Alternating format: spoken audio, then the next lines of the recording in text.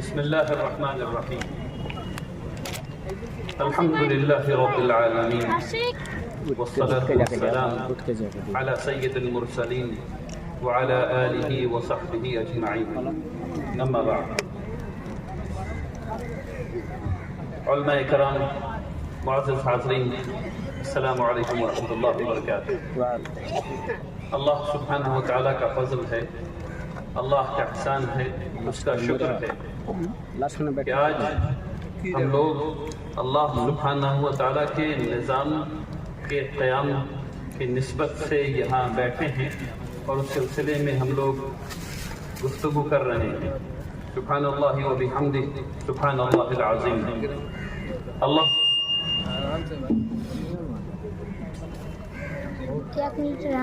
سبحانہ و تعالیٰ کی حمد و ثنا کے بعد میں بہت شکر گزار ہوں آپ تمام حضرات کا یہاں تشریف فرما ہے، اور اس اجلاس کے منتظمین کا، اس ٹیم کا جس نے کئی دنوں سے بڑی محنت کی ہے اور اس اجلاس کو منعقد کیا۔ آپ تمام حضرات کا بہت شکریہ، بارک اللہ فیکم جمیعا۔ ہم لوگ سب یہاں جمع ہیں صرف ایک وجہ سے، اور وہ وجہ ہے اللہ سبحانہ و تعالیٰ کی رضا۔ آپ کو عمارت میں کوئی پیسے نہیں دیے یہاں جمع ہونے کے، آپ یہاں اپنی مرضی سے آئے ہیں، آپ اپنی مرضی سے اپنا وقت امت کے لیے لگاتے ہیں، امت کی فکر کرتے ہیں۔ آپ یہ سارا کام اپنی انا کے لیے نہیں کرتے، لوگوں کو دکھانے کے لیے نہیں کرتے، اس ٹائٹل کے لیے نہیں کرتے کہ آپ نقیب ہیں اس سلسلے کے جو سلسلہ آج 1445 سال پرانا ہو چکا ہے۔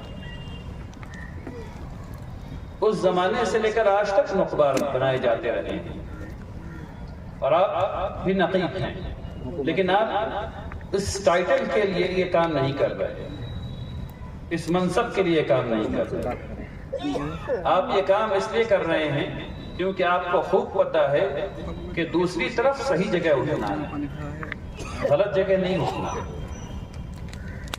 ہم سب لوگ یہاں اس لیے جمع ہیں کہ ہم سب لوگوں کو یہ خوب پتہ ہے کہ اگر ہم جو جاگے ہوئے لوگ ہیں، جو اپنے معاشرے کی فکر کرنے والے لوگ ہیں، ان پر دوگنا بھار ہے۔ ہمیں خود تو جاگتے بھی رہنا ہے، لیکن اپنے ساتھ ساتھ معاشرے کو جگائے رکھنا ہے۔ ہم سب لوگ اس لیے یہاں جمع ہیں۔ اللہ تبارک تعالیٰ ہم سب لوگوں سے قبول فرمائے، آمین یا رب العالمین۔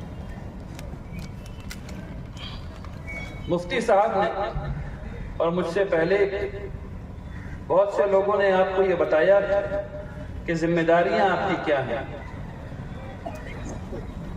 آپ کون ہیں۔ یہاں ابھی نقبہ حضرات بھی بیٹھے ہیں، ائمہ حضرات بھی بیٹھے ہیں، اور مدارس کے منتظم حضرات بھی بیٹھے ہیں۔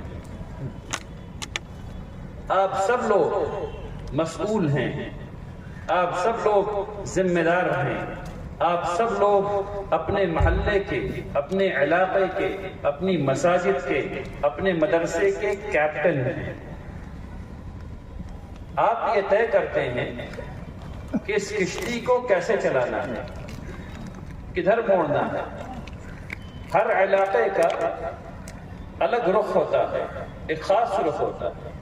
ہر علاقے میں خاص اچھائیاں ہوتی ہیں، ہر علاقے میں کچھ پیکیولر اس علاقے کے اعتبار سے کچھ خرابیاں بھی ہوتی ہیں۔ ہمارا کام یہ ہے، آپ کا کام یہ ہے کہ ان اچھائیوں کو بڑھاوا دیں، جو اچھی چیزیں ہو رہی ہیں اس کو بڑھاوا دیں۔ میں آپ کو ایک مثال دیتا ہوں۔ لوگ ہمیشہ یہ کہتے ہیں مسلمان متحد نہیں ہیں، مسلمان متحد نہیں، مسلمان متحد نہیں ہیں۔ اللہ سبحانہ وتعالیٰ قرآن میں یہ کہتے ہیں کہ تم یہ سمجھتے ہو تم متحد نہیں ہو، ان کے بارے میں دیکھو وہ کتنے متحد ہیں۔ آپ حق پر ہیں، اس لیے آپ لازمی طور پر زیادہ متحد ہیں۔ آپ اگر کچھ نہیں بھی کریں گے تو بھی آپ زیادہ متحد ہیں، الحمدللہ۔ تو آج سے کہنا شروع کر دیجئے کہ متحد ہیں، دیکھیے 5 سال کے اندر سب متحد ہو جائیں گے۔ میں نے ملک کے ماحول کو بدلتے ہوئے دیکھا ہے، اور ملک میں مسلم قیادت ہے، اس کے رجحانات کو بدلتے ہوئے دیکھا ہے۔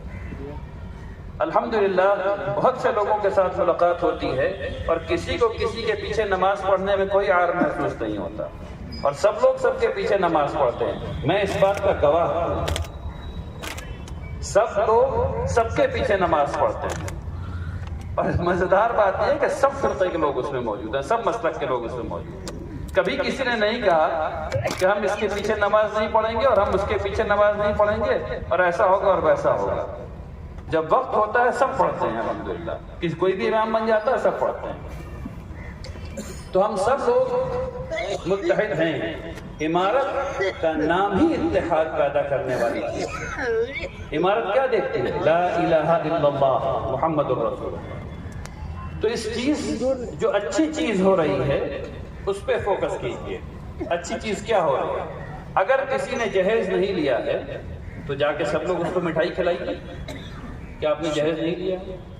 10 جگہ بات کیجیے کہ فلاں نے جہیز نہیں لیا، کتنا اچھا کام کیا۔ 11واں خود نہیں لے گا جہیز شرم کے مارے۔ بات سمجھ میں آ رہی ہے؟ تو سب سے پہلی بات ہمیں جو کرنی ہے وہ یہ ہے کہ جو ہمارے گھروں میں اچھائیاں ہیں اس کو بتایا جائے۔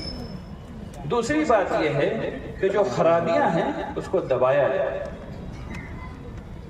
جب ہم سے کوئی ایسا گناہ ہو جائے جس کا گواہ صرف اللہ ہو تو بولتے نہیں ہیں جا کے بازار میں کہ میں نے یہ گناہ کر لیا، اس کو چھپا لیتے ہیں، اللہ سے توبہ کرتے ہیں۔ یہی حکم ہے، اللہ سے توبہ کرتے ہیں، اللہ سے معافی مانگ لیتے ہیں۔ بازار میں جا کے بتاتے نہیں ہیں کہ مجھ سے گناہ ہو گیا، کسی کے پاس جا کے بولتے نہیں کہ مجھ سے ایسا گناہ ہو گیا کیا کریں۔ سب کو پتہ ہے اللہ سے معافی مانگ لینا ہے، معافی مانگ لی جاتی ہے۔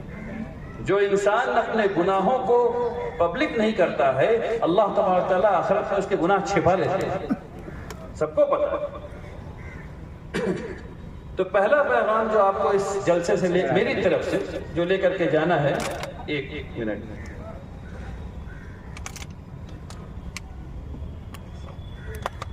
جزاک اللہ خیر۔ تو جو پہلا پیغام لے کر کے جانا ہے وہ یہ کہ جو اچھائیاں ہیں اس کو بڑھائیے، اس کے بارے میں بات کیجیے، اور جو برائیاں ہیں اس کو دبائیے، اور جو برائیاں ہیں اس کو اپنے معاشرے سے دور کیجیے، تب کامیابی ملے گی۔ نقیب ہونے کی حیثیت سے، امام ہونے کی حیثیت سے، مدارس کے ذمہ دار ہونے کی حیثیت سے ابھی آپ کی ذمہ داری ہے کہ آپ عمارت کو اپنی اچھائیوں سے اور اس علاقے میں جو چیزیں ہو رہی ہیں جس کے بارے میں عمارت کو جاننا چاہیے آپ مطلع کریں۔ اس کے لیے پہلے زمانے میں صرف یا تو آپ سفر کر کے جاتے تھے یا آپ خط لکھتے تھے، دونوں راستے ابھی بھی کھلے ہوئے ہیں، لیکن اس کے ساتھ ساتھ سوشل میڈیا کا زمانہ ہے، SMS کا زمانہ ہے، واٹس ایپ کا زمانہ ہے، اس کا استعمال بھی کیا جا سکتا ہے۔ تو ضرور مطلع کیجیے۔ میں آپ کو 2 واقعہ بتاتا ہوں۔ ابھی اس سفر میں 2 جگہ 2 الگ الگ نقیب حضرات سے ملاقات ہوئی، انہوں نے مجھ سے شکایت کی کہ ایسا نہیں ہو رہا ہے۔ میں نے ان سے پوچھا کہ ایسا آپ نے مجھے کب بتایا کہ ایسا نہیں ہو رہا ہے؟ انہوں نے کہا کہ بتایا تو نہیں۔ تو میں نے کہا بھائی میرے اوپر کوئی وحی نہیں آ رہی کہ مجھے پتا چل جائے کہ ایسا ہو رہا ہے، آپ کو بتانا پڑے گا نا، تب میں کچھ کروں گا۔ تو بتائیے تاکہ کچھ کیا جا سکے انشاءاللہ۔ اچھا جو کیا جائے گا اس میں بھی آپ کی مدد چاہیے، اس میں بھی آپ کی مدد چاہیے۔ دیکھیے عمارت کے پاس کوئی ٹیکس کا پیسہ نہیں ہے، عمارت کے پاس کوئی اپنا پولیٹیکل سسٹم نہیں ہے، عمارت کے پاس کوئی اپنی پولیس فورس نہیں ہے۔ تو کام کون کرے گا؟ عمارت کے پولیٹیکل سسٹم کیا ہے؟ آپ ہیں۔ عمارت کا اکنامک سسٹم کیا ہے؟ وہ آپ ہیں۔ چاہے وہ معاشی نظام ہو، چاہے وہ سماجی نظام ہو، چاہے وہ کسی قسم کا نظام ہو، وہ آپ یہی ہیں۔ ہم ہی لوگ ایک دوسرے کے، بس اور کوئی نہیں۔ اور یہ ہم لوگ بہت بڑی تعداد میں، ماشاءاللہ، کم تعداد میں نہیں۔ میں لوگوں کو سمجھاتا ہوں کہ صرف مسلمان ہند میں صرف مسلمان جتنے ہیں اگر ملک بن جائے تو وہ 8واں سب سے بڑا ملک ہوگا. اتنے مسلمان ماشاءاللہ یہاں رہتے ہیں. تو اس کو سمجھیے، اپنی قوت کو سمجھیے. جو کام ہم لوگوں کو کرنا ہے وہ بالکل زمینی سطح کا ہے. میں 3-4 باتیں آپ سے